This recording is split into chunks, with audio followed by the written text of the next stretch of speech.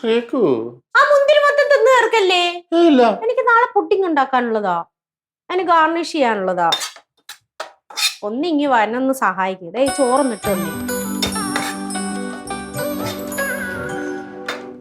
കുറേശ്ശെ ഇടാവുള്ളേ.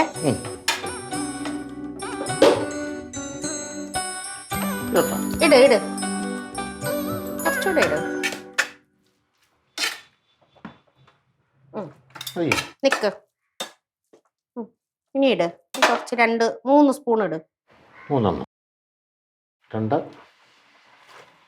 3 മതി. ഞാൻ ചോറൊക്കെ അടച്ചങ്ങ് മാറ്റി.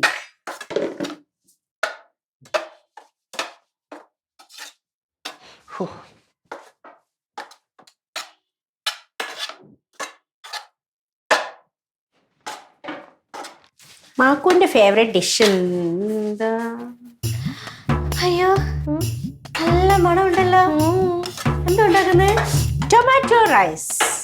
ഹായ്, ടൊമാറ്റോ റൈസാ? എന്റെ ചേട്ടനങ്ങ് ചെന്നൈയിലല്ലേ, ബിസിനസ് ആണല്ലോ.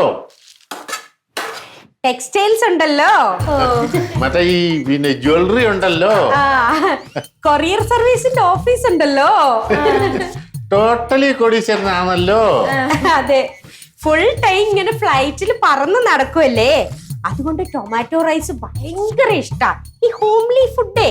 ഫ്ലൈറ്റിൽ പറഞ്ഞു നടക്കുന്നതാണോ ഇഷ്ടം?